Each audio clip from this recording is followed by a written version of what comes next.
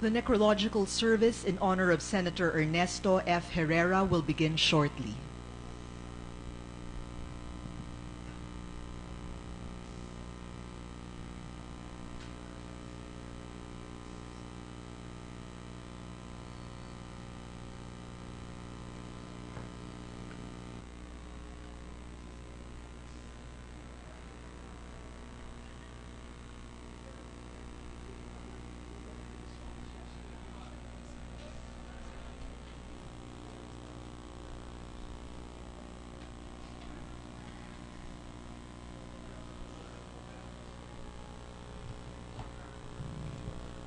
May we request everyone to please rise.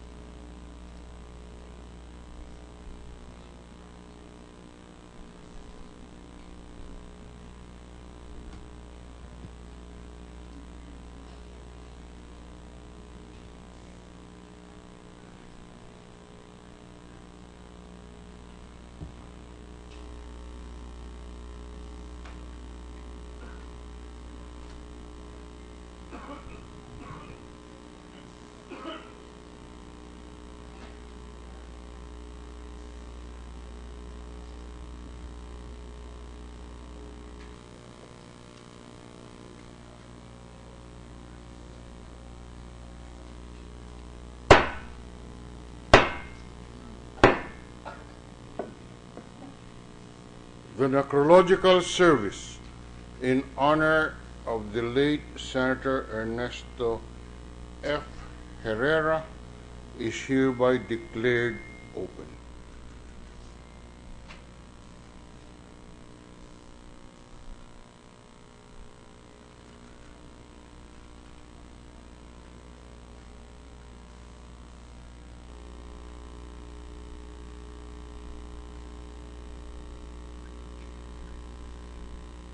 Please remain standing for the Lord's Prayer to be sung by the Senate Choir. After the doxology, please remain standing for the singing of the Philippine National Anthem.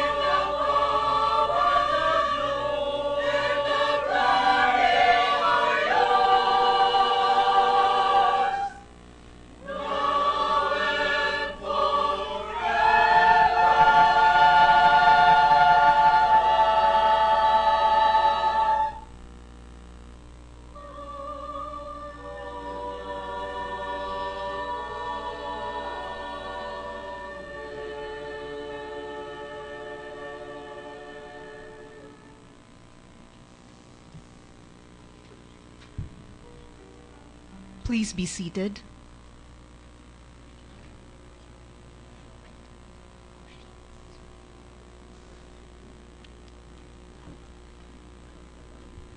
May we request everyone to please rise for the Philippine National Anthem.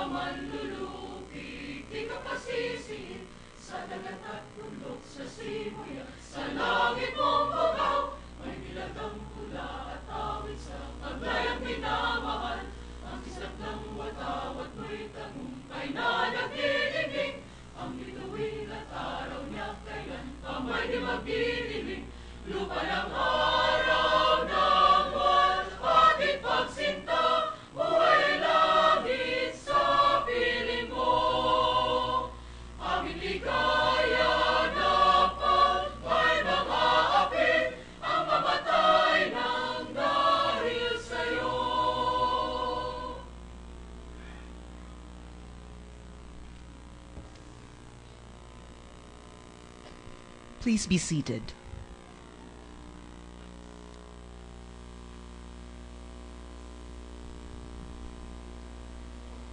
The Honorable Herrera T. Alvarez will now deliver his eulogy.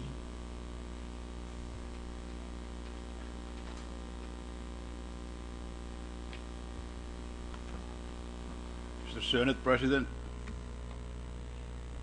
colleagues, members of the family,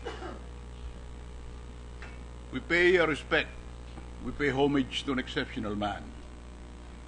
For 12 years in this chamber, we reacted together, and I discovered that indeed he was exceptional, different from many of us. When I sponsored the Comprehensive Agrarian Reform Law, which is a highly contested piece of legislation, it took 8 months for me to defend it on the floor. I was defending it against ourselves, for many of the senators headlands. I too had lands. We were not landlords, we were not caciques, but we were careful to protect some interest. But Boy Herrera came to me and said, "You defend the landless. You're a spokesman of the peasantry.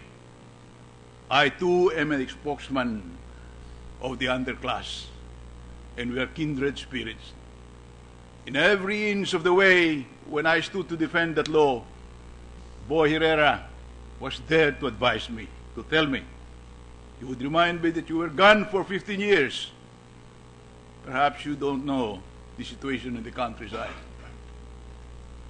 And I took many advice from him, including on how much the land should be divided. It was a very controversial thing. Someone wanted the land to be divided to 85 pieces, going to be productive. At 25 hectares, you can use a machine, and the land reform law will not depress production. We ended up cutting up these pieces of land into 3 hectares. And this was with the advice of Herrera, the labor man, not the landman, and of course, Joey Salonga. And when the issue on how to fund this big program came about, again, Herrera supported the idea that all the ill-gotten wealth of the dictatorship should be used to fund this program. He supported the 2 pieces of legislation that created the sinews, the pillars, the cooperative laws that supported subsequently the land reform program. He told me later, you know, all of you here care for the underclass, care for the working man. I am the only one who is a working man. I come from that class, he said. You care for the peasants? Gusto mo yung mga magbubukid, mahal mo sila, ngunit hindi ka magbubukid, kanya sa akin. Walang magbubukid dito sa inyo. Lahat kayo ay may lupa. Ako, I'm a proletariat. I rose from the ranks of labor. I care for labor. And true indeed, he spoke for labor and the interest of the classes for whom I sought to speak in the land reform program. He and another labor man were here. They were the Batman and the Robin in the Senate. They strengthened the labor codes. They protected the working class. They gave the muscle and the sinews for our labor movement in our democratic enterprise. Kaya, kung sinasabi ni Boy sa akin, Sonny, you may be caring for the landless, but you are a theoretician, I said. Hindi. When I was a student in UP, we were rallying to create the land reform program. We were rallying to create a Department of Land Reform. Hindi isang komisyon lamang caring for the sharing. But still, hindi ka nag-araro ng mga kinaisang hektaryang bukid. At wala rito sa kanilang nag-araro, maski isang hektaryang bukid, walang magbubukid sa inyo. Ako ang talagang manggagawa sapagkat nanggaling ako sa mga manggagawa. And he improved himself. He became a lawyer. He did graduate studies and he was a summa cum laude.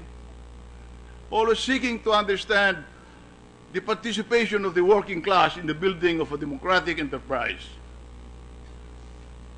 Nung kami natapos ng 12 taon dito sa Senado at nagkasama kami, I filed an impeachment against an erring president. I could not get anybody in the House of Representatives to co-sign with me because this erring president was very powerful democratically indeed. His antagonist, political antagonist, got only half of his votes. He had 10 million, and then the next fellow who challenged him got 5. So everybody was very careful. They didn't want to sign this impeachment. But Boy Herrera was there, and I said, paano ito, Boy? Siyempre, kasama mo ako riyan. And he signed, and every inch of the way again, he was with me in that impeachment proceeding. course, that's history. We did succeed in impeaching that erring president. Unfortunately, when he got convicted in the exercise of our democratic enterprise, he was pardoned. Again, Boy Herrera was smiling. He told me, "Don't fret about it. Talagang ganyan lang yan. Bukas, kaibigan mo rin yan, taong yan." True enough, he's my friend today. I had this attitude of confronting issues and sometimes confronting the individuals that held those issues against me. But Boy Herrera, the great negotiator, never felt that way. He'd talk and smile and would nudge me and say, "Ganyan lang yan. Bukas ay iba na. He's going to be your friend." You thought, you would think, that because he was a labor leader, then he was focused on the dimes and cents and the struggle of the working class to share in the wealth that it created. But all the while he was saying to me, when we shall modernize, when we shall have become a developed society, the working class must have a definite participation in shaping the wealth-creating process of the nation. Kinakailangan katulad sa Britanya, mayroong mga sosyalista, may labor classes, mayroon din komunista. Ngunit kinakailangan marinig ang tinig ng manggagawa sapagkat kalahati ng kabuhayan at kayamanan ng bayan ay nanggagaling sa sipag, pawis at ng manggagawa. He was a political thinker of no mean proportion. And of late, he tried to organize this kind of a political bonding for the working class when he dreamed of organizing the Katipunan. Iyaya niya ako, sabi niya, "Sonny, nagkasama tayo sa maraming bagay, samahan mo ko rito, buuin natin yung Katipunan." At kumuha rin siya ng mga ibang senador. "Magpapatakbo ka ba ng kandidato?" Kako, "Hindi. Pipili tayo ng magagaling ng tao na tutulong sa mga mararalita, sa mga taong gumagawa ng kabuhayan, ngunit hindi nila kabahagi ang malaking kabuhayan ng bayan." And the Katipunan was getting organized. Unfortunately, he passed away. His great dream of having the working class in this modernizing nation participate in the crafting of great policies that will enable them to share in the wealth making may have passed away. He has left to us a challenge and a legacy that in a modern society, political parties must be organized according to certain clear direction and ideology, whether it's an ideology that enhances the participation of the underclass, an ideology that creates wealth, but an ideology that distributes this wealth justly and fairly. There was only that one man over the 12 years that I was here who had that identity of being an ideologue of his class. Kaming lahat, mga Harvard graduate, mga UP graduate, cared for the underclass. But none of us really were of the underclass. We were spokesmen for the underclass, but only Herrera belonged to that class that he spoke for. And he wove the rules to protect that class and advance the interests of that class. In a modernizing society, that kind of a statesmanship is needed. For we are created of classes, not individuals. Not individuals. Then, if that is going to be the structure of political parties, the contest will not be a popularity game.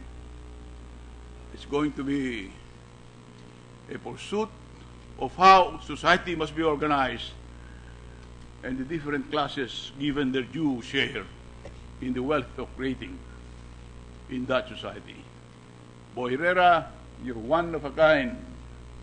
I hope you're not last of that breed. Maraming salamat.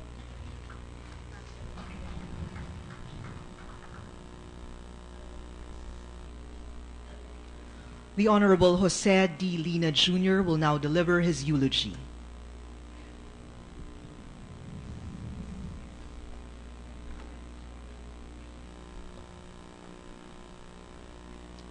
Sir Senate President, family of Senator Boy, my dear colleagues, since he passed away on October 29, tributes have poured in attesting to the greatness of the life and character of the remarkable Ernesto Boy Herrera, whose sterling achievements as an exemplary legislator in both houses of Congress and champion of the working class made him a modern-day Filipino hero. It is amazing how a truly outstanding Filipino has conquered his physical handicap from polio to take on life's challenges and excel in his endeavors that include being summa cum laude when he got a master's degree in public administration in 1995 and magna cum laude when he earned his PhD in physical studies in 1998. Just like the sublime paralytic Apolinario Mabini, Senator Herrera used his intellectual prowess to serve the interests of our country. Despite his physical infirmity, Herrera stood tall as he became the pride of the Philippines in international organizations abroad, like in Belgium and Switzerland, where he pursued his advocacies pertaining not only to labor concerns but to human rights as well. And being the first Asian and second individual next to Solidarity Movement leader and former Poland President Lech Walesa, to receive the George Mini International Human Rights Awards in 1985 is quite remarkable indeed.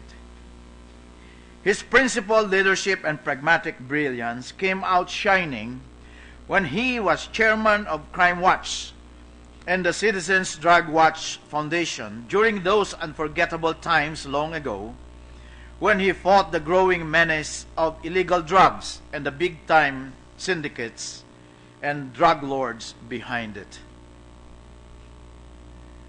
Senator Herrera's principled leadership, as well as his moral uprightness, was also evident when he served the Trade Union Congress of the Philippines as its Secretary General and eventually as its President.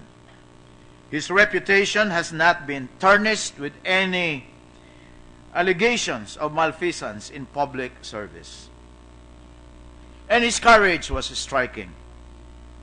When he was part of the Agraba Fact-Finding Commission that investigated the 1983 assassination of opposition leader Ninoy Aquino, Herrera had no qualms risking life and liberty in voting to prosecute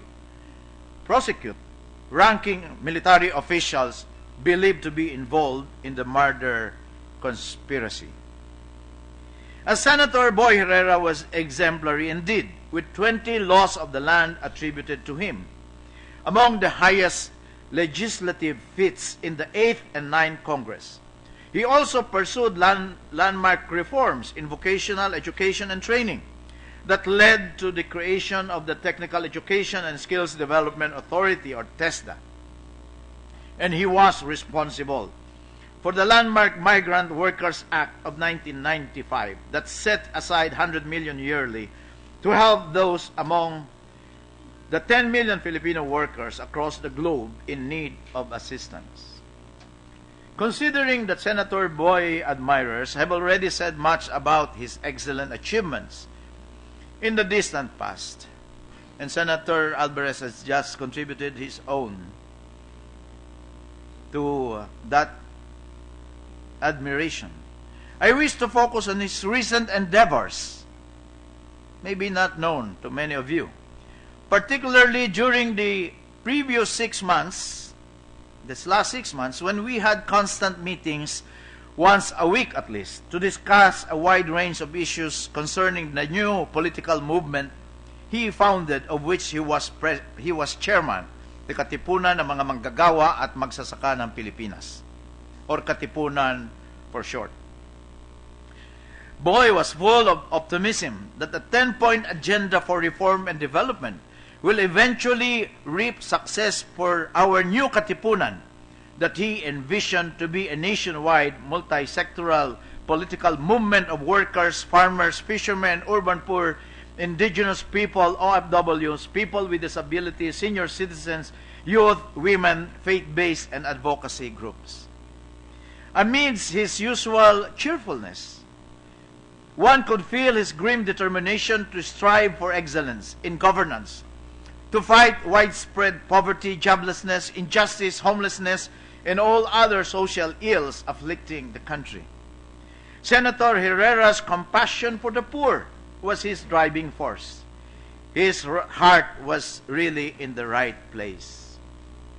Senator Boy fully realized that to greatly benefit rural communities where the great bulk of poor Filipinos are, modernization and industrialization of agriculture would have to be pursued as a top priority in the reform agenda, along with federalism that will properly divide power among national, regional, provincial, city, and municipal governments. He knew that rapid industrialization and employment creation, as well as promotion of micro, small, and medium enterprises, will bring economic progress to the countryside. He envisioned this new Katipunan to be a force to reckon with in the coming elections, with candidates strongly persuaded to support the reform agenda. The plan was to choose and support only qualified candidates who will commit to carry out such agenda for development. So enthusiastic was Boy Herrera about the Katipunan gaining momentum that he was engrossed in plans for the movement to hold regional assemblies with representatives from provinces, cities, and municipalities throughout the country. In fact, he even announced in his newspaper column that beginning this November, Katipunan members shall start to undergo seminars on the movement's vision, mission, general strategy, and platform of government. With many activities all lined up, it seemed the bright lights of success beaconed ahead. Nothing could stop the movement until death came so suddenly, so swiftly. With our prime mover gone, it might be easy for some of us to lose hope, to simply give up. But knowing Boy Herrera, our sublime paralytic, who overcame adversity and pushed himself to conquer life's challenges, I am sure he would like the Katipunan to push on. We could find solace in the thought that his death is not a bright light, has been extinguished, and we are now lost in darkness. Rather, it is like switching off the light because we see a new dawn in the horizon.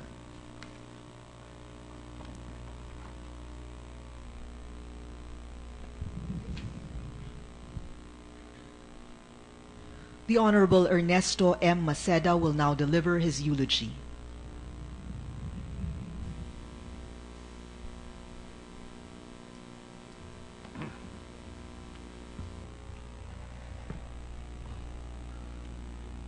Mr. Senate President,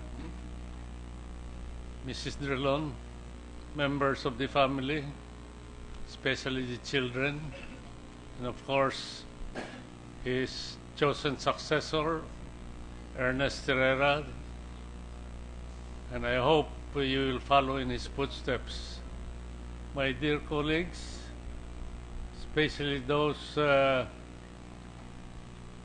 haven't seen for some time. The last time I saw Boy Herrera was at the birthday party of Teroy Laurel given by Lorna Laurel.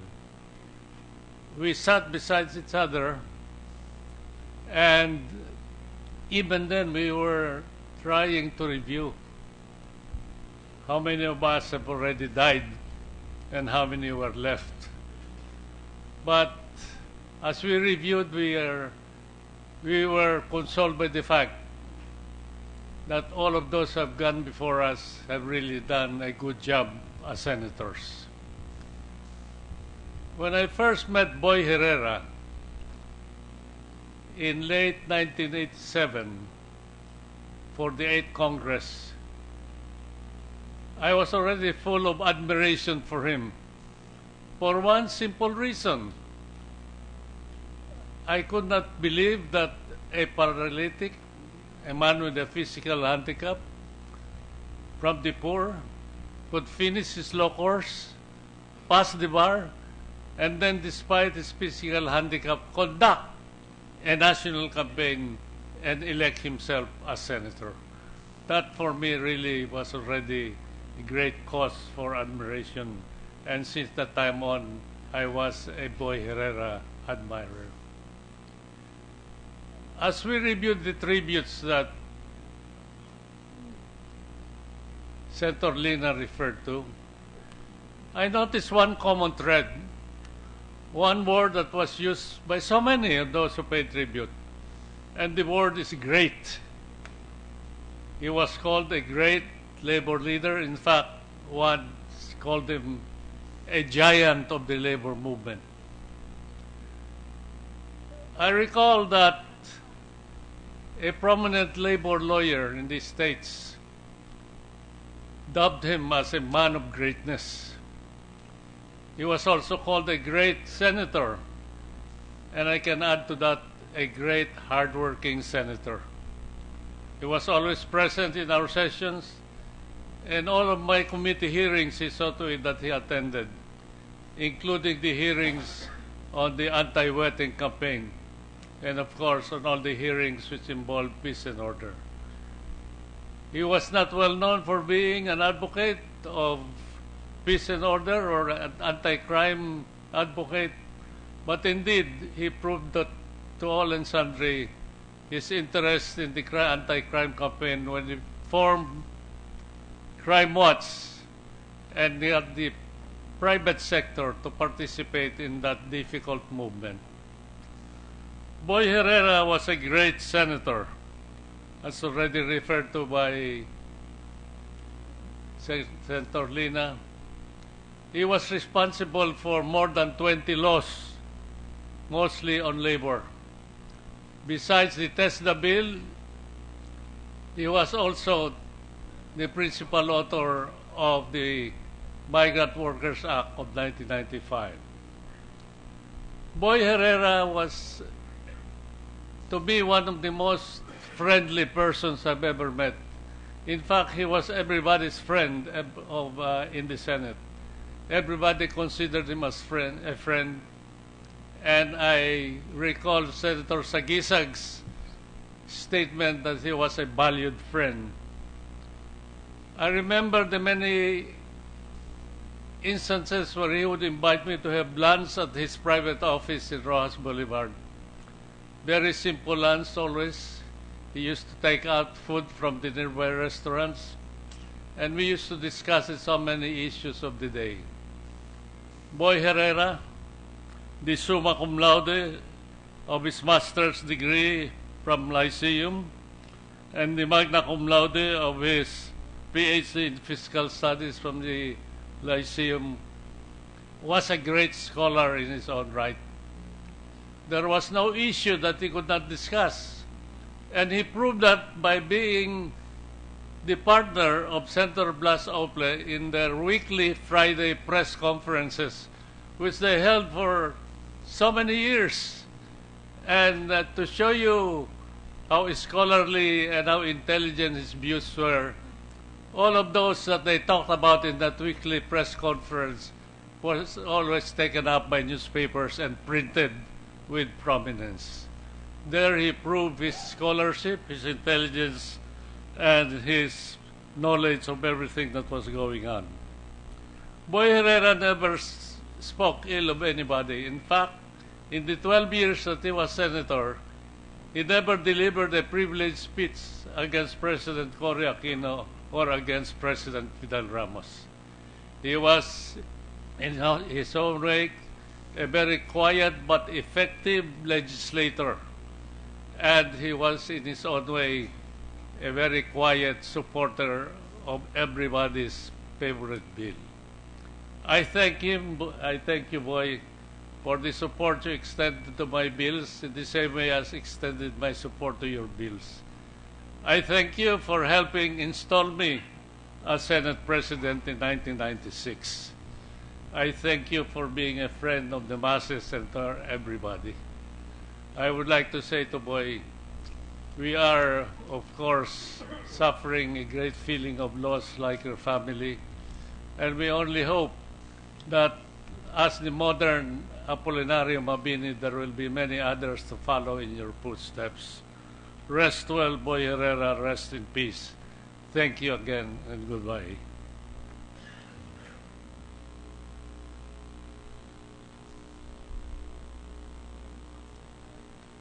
The Honorable Juan Edgardo M. Angara will deliver the eulogy on behalf of his father, the Honorable Edgardo J. Angara. Good morning, everyone. Mr. Senate President, former Senate President Maceda, senators past and present, to the family of the bereaved, guests, ladies and gentlemen. My father dictated this over the phone last night. He and Senator Boy Herrera were together for 2 Senate terms between 1987 and 1998. This is his speech. Ernesto Boy Herrera, born from humble beginnings in Samboan, Cebu, rose to national leadership on sheer industry, drive, and brilliance. Boy and I first got to know each other when we worked for honest and free elections in Namfrel in 1986. At the time, he was the Secretary General of the Trade Union Congress of the Philippines, TUCP, and served ably and well in the Agrava Commission that investigated the assassination of Senator Ninoy Aquino. Boy dedicated his entire professional life to upholding workers' rights and welfare. Aside from serving in the TUCP, even until his twilight years, he was the only Filipino member of the Executive Board of the International Confederation of Free Trade Unions, or ICFTU, from 1988 to 1992. And as mentioned earlier, he was the first Asian recipient of the George Meany International Human Rights Award. He was a true Democrat. He shunned populist and hard rhetoric.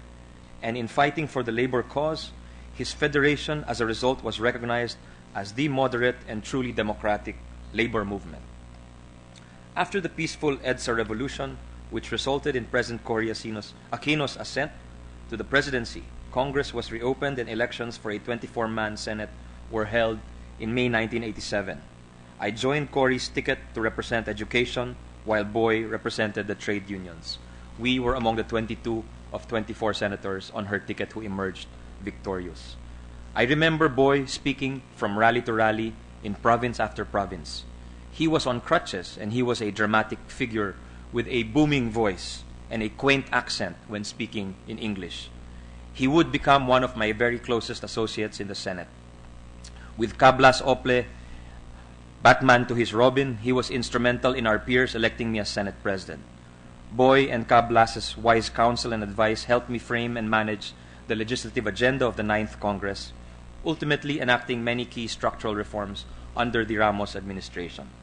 He served in this august chamber for 2 terms from 1987 to 1998, having chaired many of its influential and important committees: Committee on Finance, Committee on Public Services, Committee on Ways and Means, and of course, the Committee on Labor.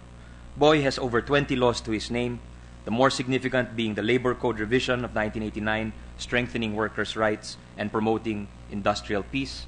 The other is the landmark Migrant Workers Act of 1995. He was also a staunch advocate for law and order. His crusade against drug use among the youth served as a singular model in the country. He founded the Citizens Drug Watch Foundation. He chaired this and Crime Watch as well. Boy Herrera's drive and enthusiasm was undiminished by his physical handicap, since he contracted polio in his youth.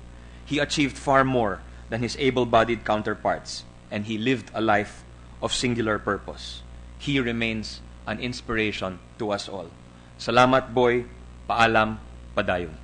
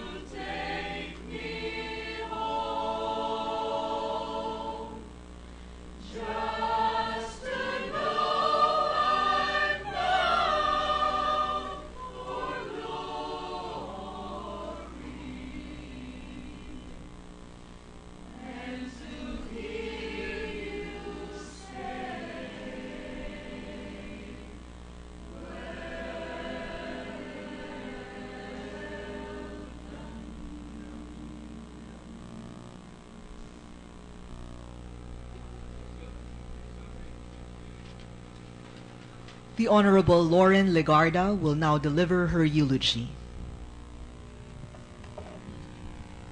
Ernest and the Herrera family, Senate President Frank and Mila Drilon, former Senate President Manong Ernie Maceda, past senators, present senators, would-be senators, friends.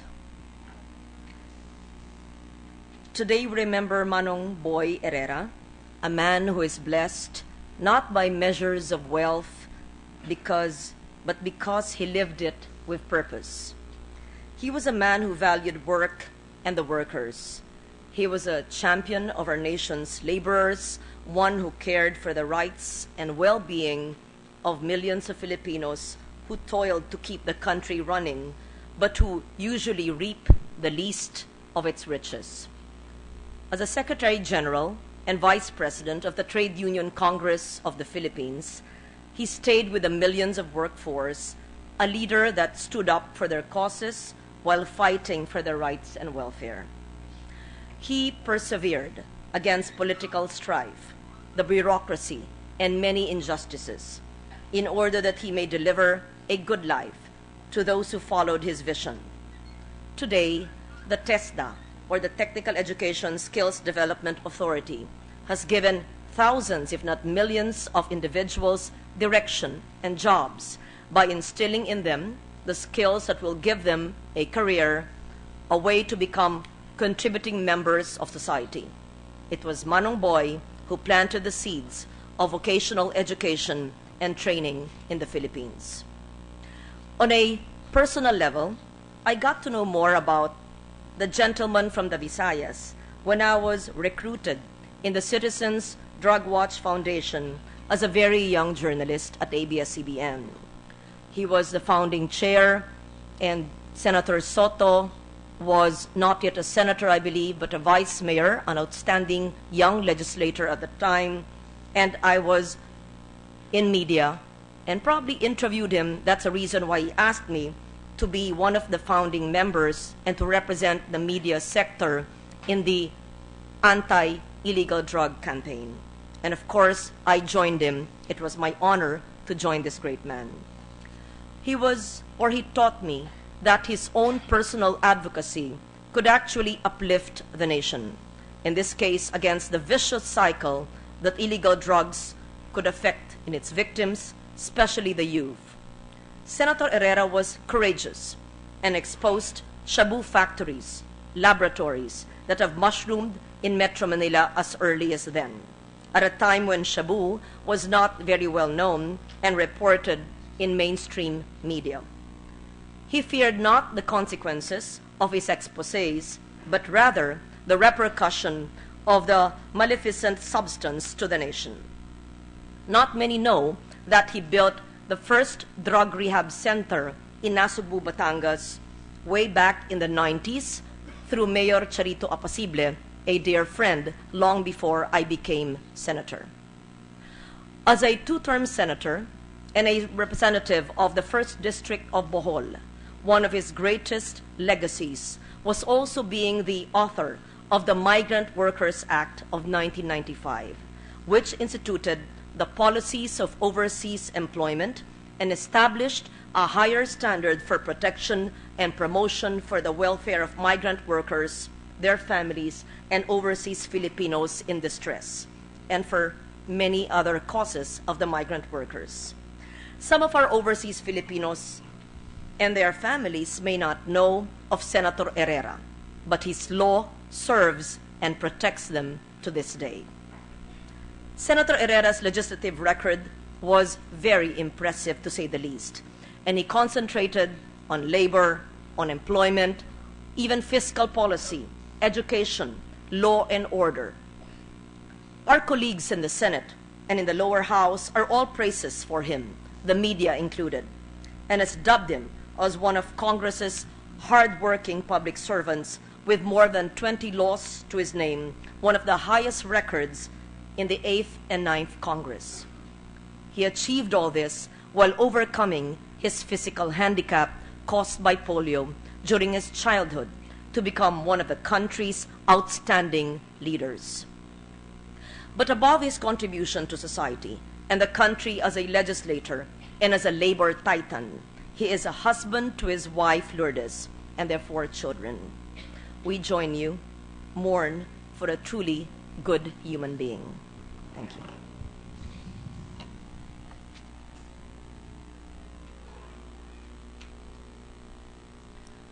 The Honorable Vicente C. Soto III will now deliver his eulogy.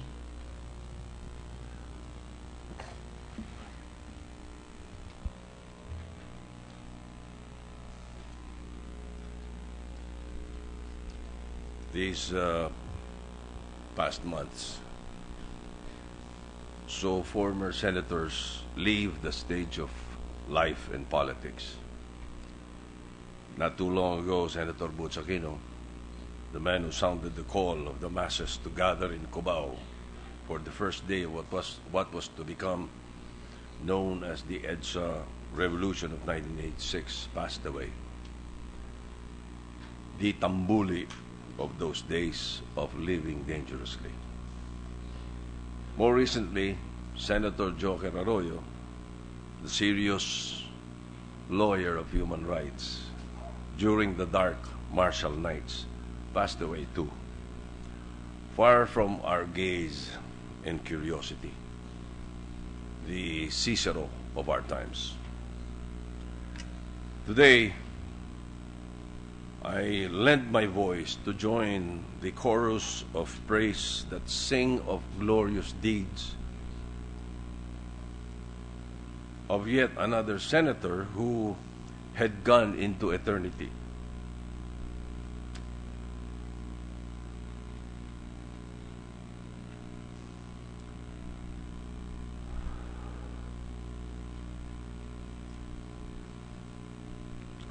An extraordinary man who lived in extraordinary times.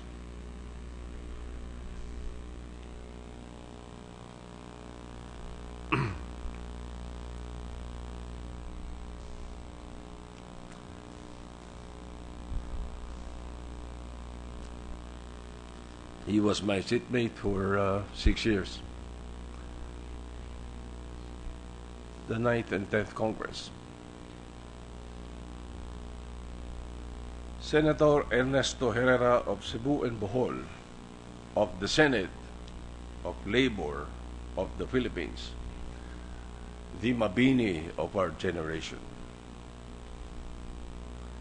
We who speak today wish that we do justice to the man we honor through the eloquence of oratory. Yet no words can measure up to the speech spoken by the life of Senator Herrera.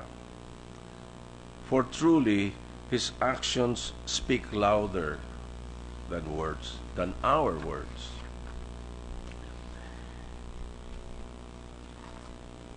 In the possession of power and honor, he did not speak of humility. He was simply humble. At a time when it was dangerous to decide in the fact-finding board of the Aquino assassination, he did not shout about courage.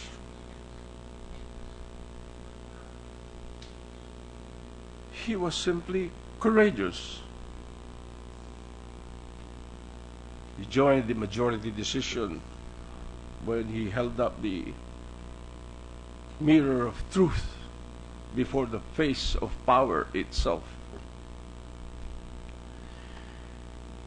He did not shout about protecting the youth from illegal drugs.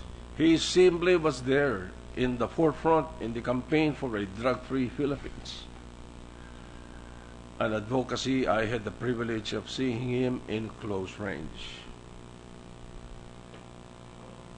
As his vice chair in the Citizens Drug Watch Foundation Incorporated, which he established. He did not shout about protecting the masses who labor. He was simply there for them in the International Labor Organization, in the Trade Union Congress of the Philippines, and in so many assorted clubs and associations who lent dignity to manual work and employment. He did not shout about excelling in spite of disability. He simply excelled, though he had a physical disability. Senator Herrera did not have to do all the talking about himself.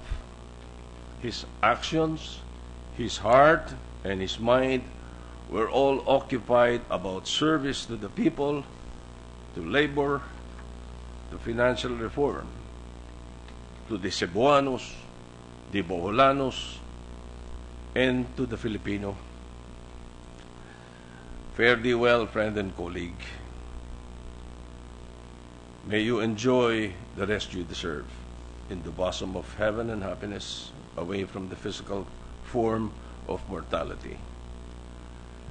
Manning Ernie used the word great. The Cebuanos will understand me when I call him instead pinakapanggiitan.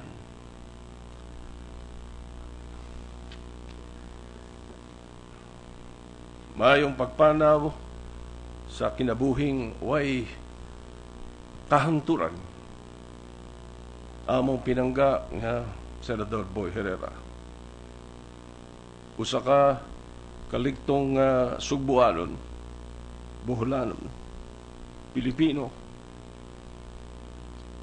Panggiitan nga magbabalad na o tunhay nga Pilipino.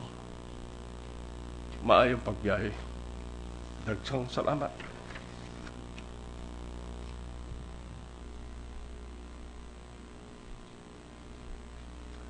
The Secretary of the Senate will now read the Senate resolution.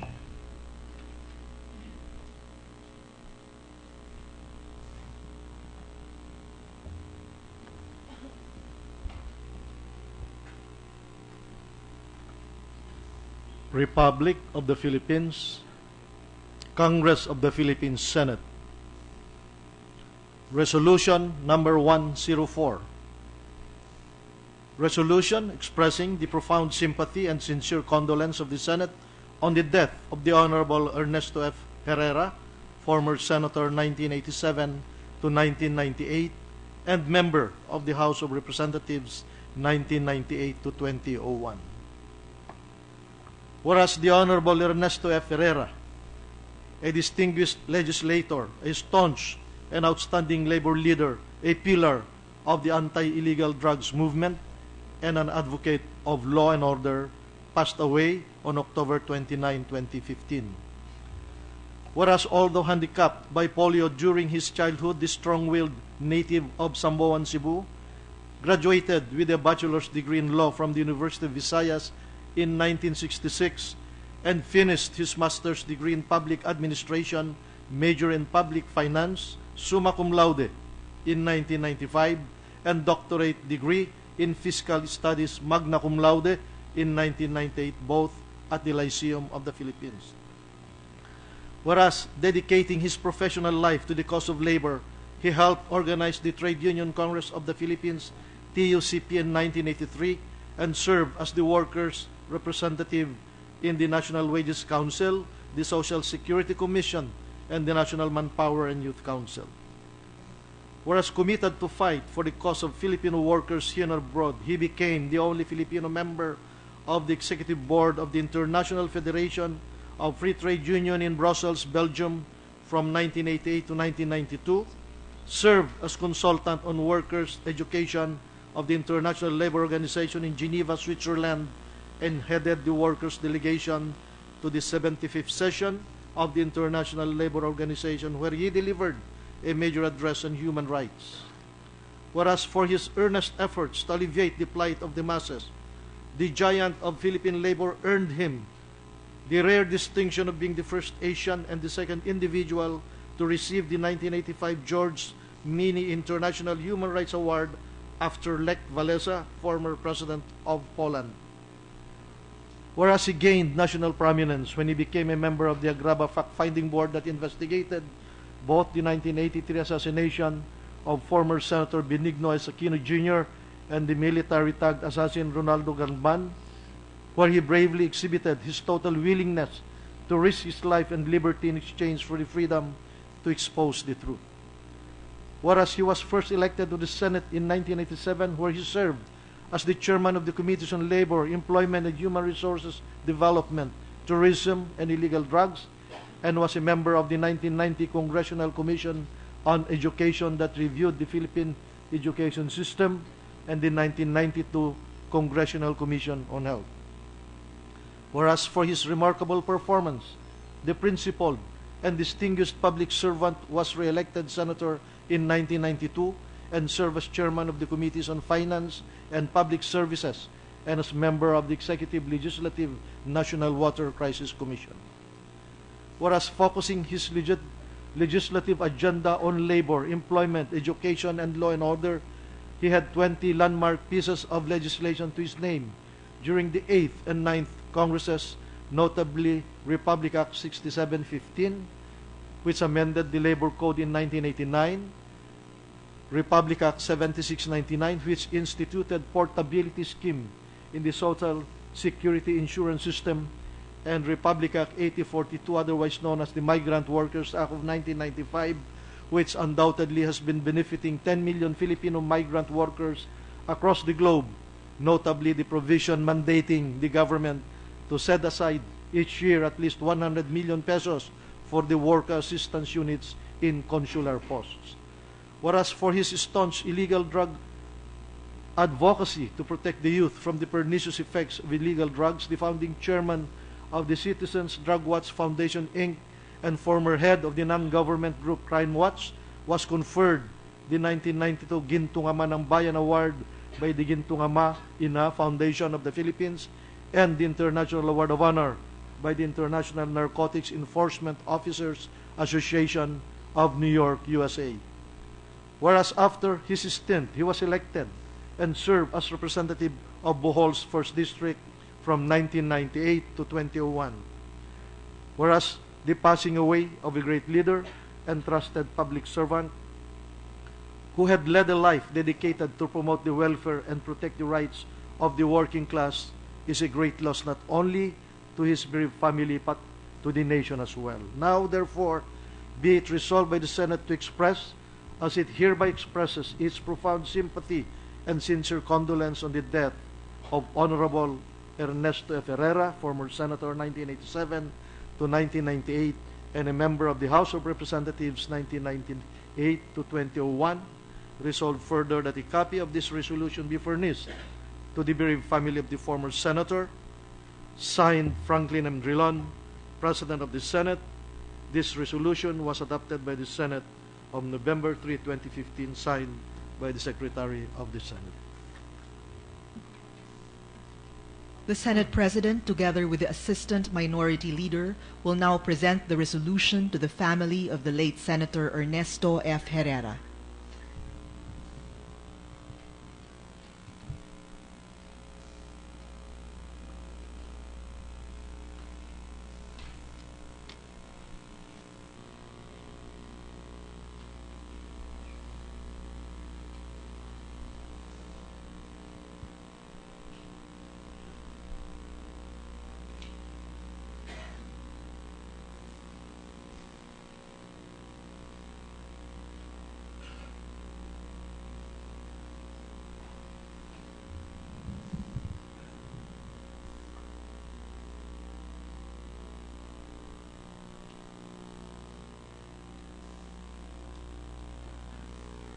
The Honorable Franklin M. Drilon, Senate President, will now deliver his eulogy.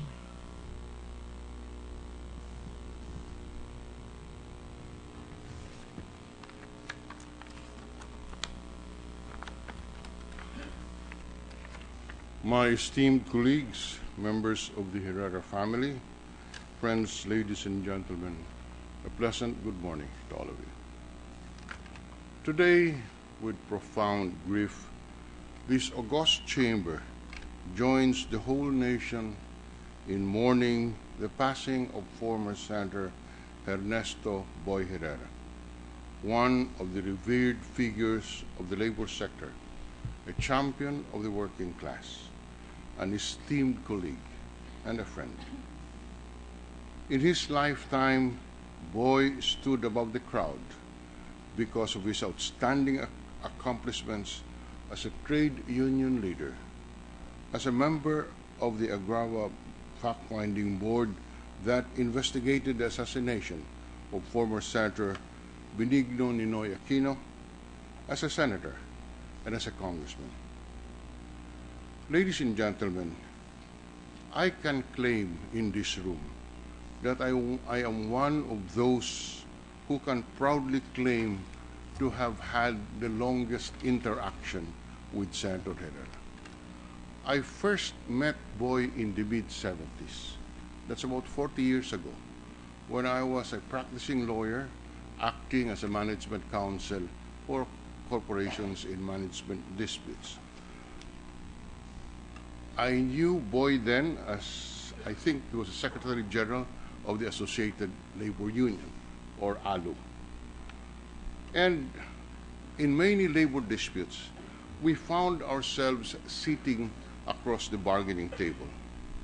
I have nothing but my admiration for this principled man. He defended the rights of the working class, not for his personal gain, and I underscore that, not for his personal gain, but for the improvement of the workers' general welfare. He was a cut above the rest, a legend in his own right. I vouch for Boy's deep commitment to protect and promote the rights and welfare of our workers. He was a giant of Philippine labor. His work as a trade union leader and as a legislator reflected his boundless love for our country and our people. I was Secretary of Labor when he was elected Senator of the Republic in 1987, and during my stint, I had so many interactions with him, this time not as a labor leader, but as an esteemed member of this chamber, and I as a member of the cabinet. We worked on so many issues that I would have no more time to recall all of them here. We both recognized the importance of industrial peace at a period when there was a widening democratic space as a consequence of the 1986 EDSA People Power Revolution. In the words of Boy Herrera, there was a need to balance the rights of labor and the rights of management to foster a stable and conducive business climate while improving productivity if the Philippine economy had to recover from its ruin in the early 1980s.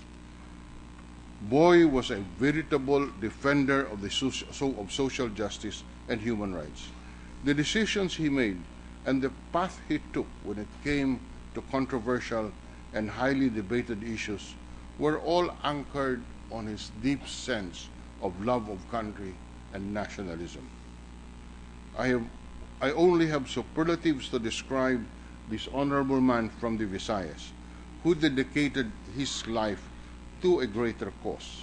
He was the 20th century Apolinario Mabini, who courageously overcame polio to become one of the country's outstanding public servants. Boy Herrera was a highly esteemed and much admired member of the post-EDSA Senate. I joined him in this chamber when I was elected in 1995. I must say that I was deeply impressed by his character. He never compromised his ideals and his principles, even if it would have been the most convenient thing to do. I do recall when I first met Boy, he had a favorite assistant. And I would often hear him say, "Teta." You know, it took me a little while before I realized that Teta was really Tita. Tita Misolas, who is here with us today. Talagang si Boy, matigas ang dila eh. Teta. Because I remember having weekly lunches with Boy in his old office in Marbella 2, because we would tape our radio show on DCRH We had a radio show together. And we would tape it, I think, on Fridays in his office. And Teta, or Tita, would always serve us lunch. And therefore, those were the days when I really had nothing but admiration for a friend. We were together in the Conscience Block at that time. Noong kami po'y lumaban noon, kami naiwan, ako po'y naging sama sa minority. We were stood by Ed Angara as Senate President, and we ended up in the minority. But Boy stood his ground on every issue based not on any personal motive, but because he believed that that was a right thing to do. As a person, Boy Herrera was a decent man with a noble heart and a gentle soul. His dedication to public service is a sterling example to the younger generation of politicians and public servants. His integrity and idealism set him apart and put him in the league of truly honorable men. A principled and distinguished public servant, Senator Ernesto Boy Herrera will continue to inspire many generations of labor leaders and lawmakers. It is my distinct honor and privilege to have worked with him in this august chamber. With his passing, the country's working class has lost a champion. Farewell, Boy. Daghang salamat sa tanan nga gibuhat nimo para sa ating nasod. Maraming salamat.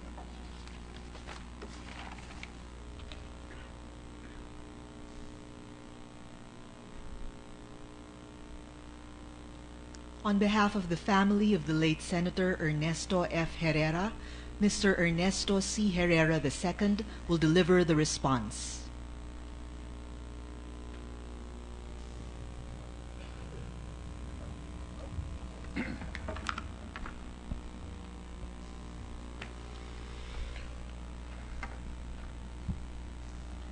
Senate President Drilon,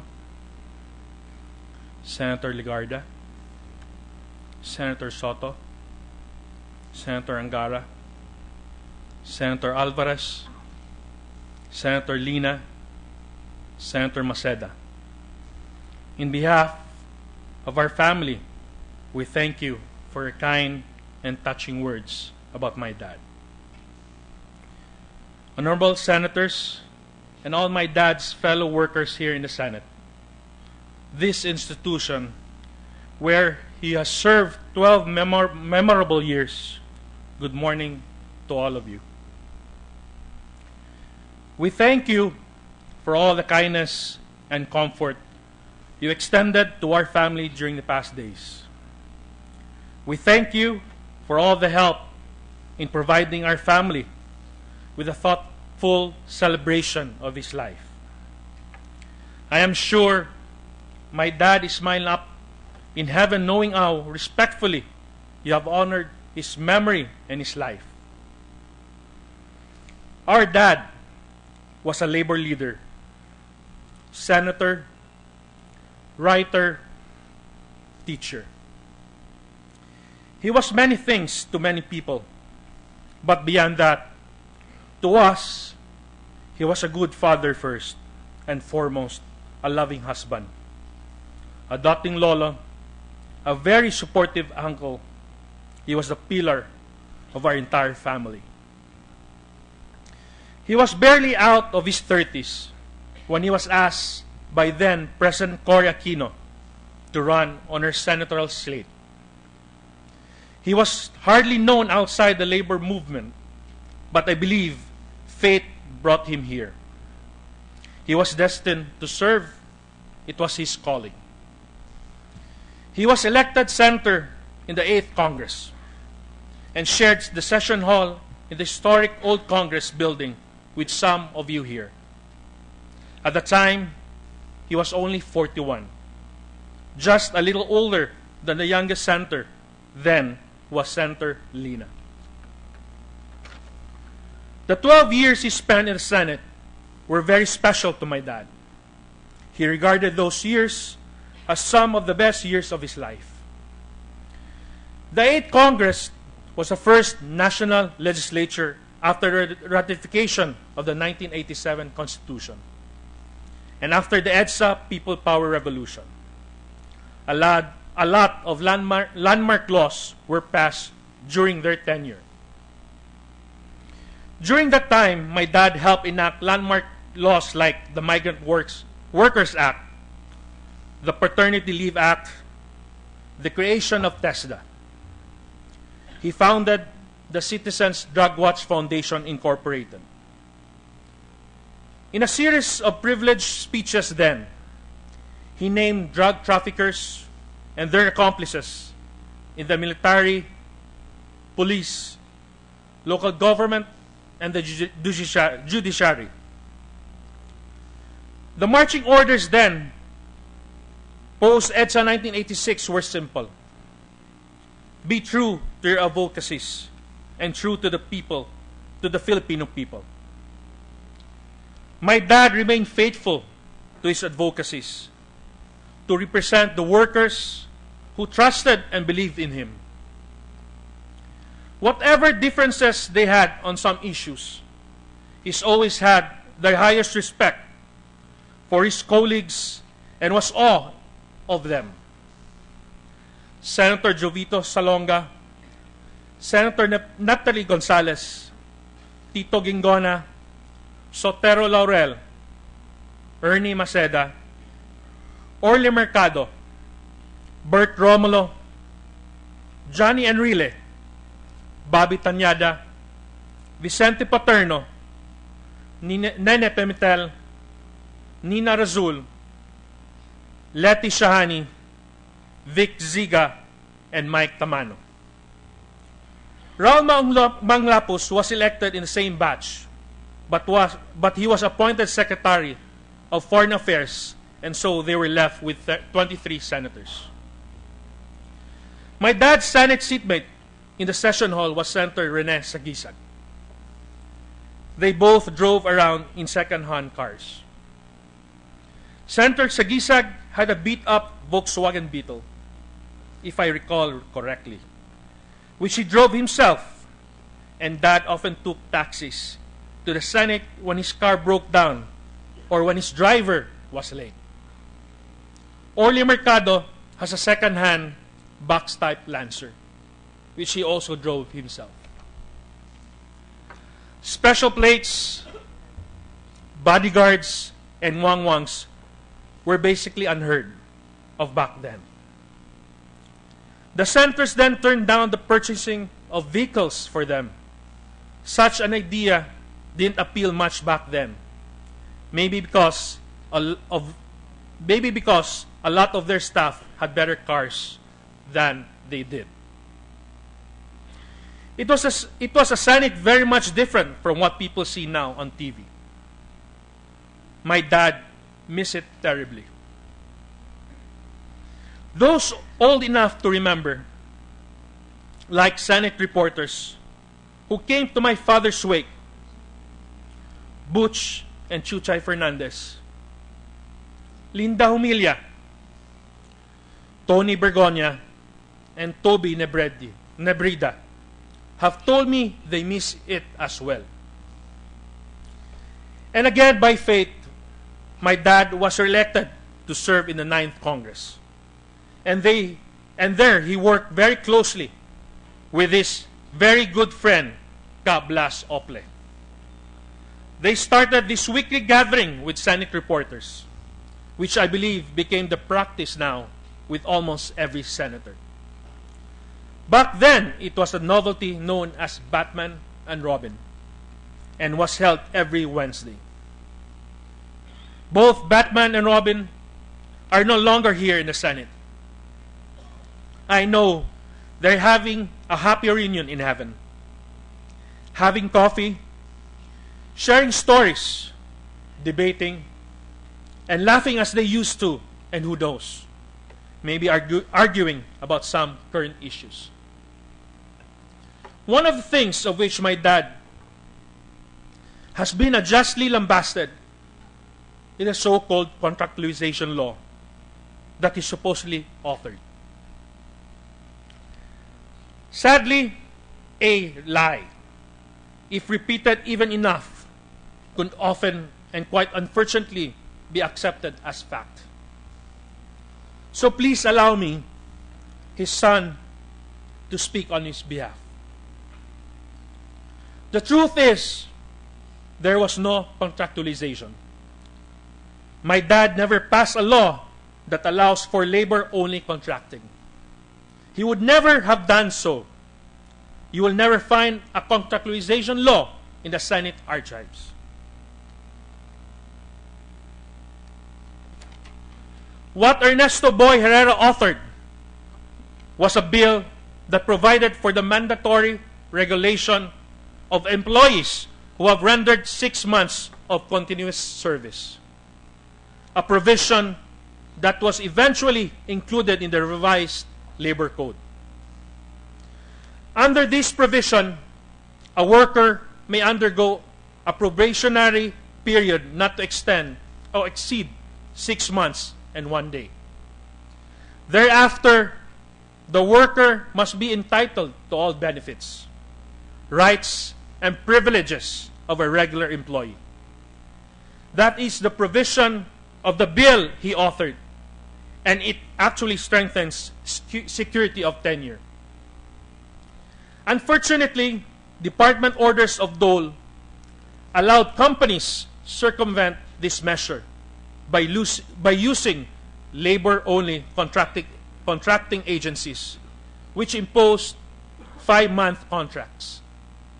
In fact, record shows my dad was very critical and fought against these department orders favoring labor-only contracting. It is unfair to blame contractualization on my dad.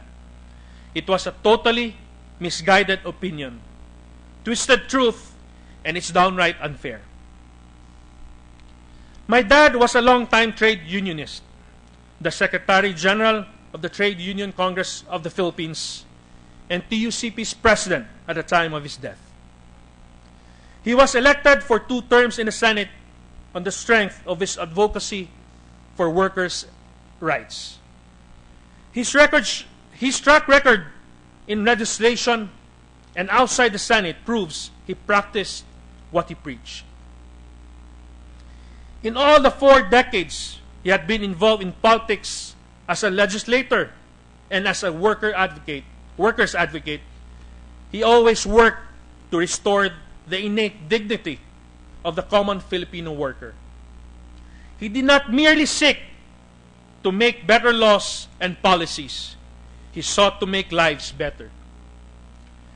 If there's anything my dad loved about being a senator, it was that opportunity to help make a difference, to make politics work for the people, especially for the Filipino workers.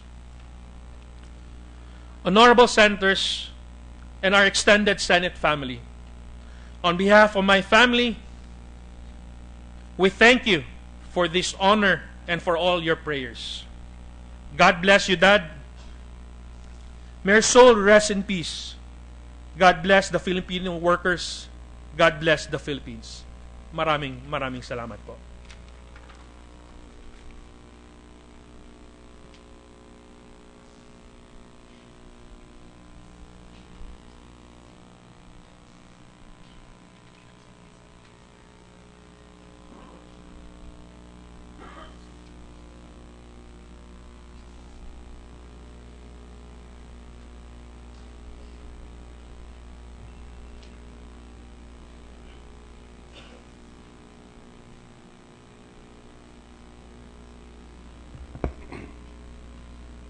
This necrological service is hereby declared closed.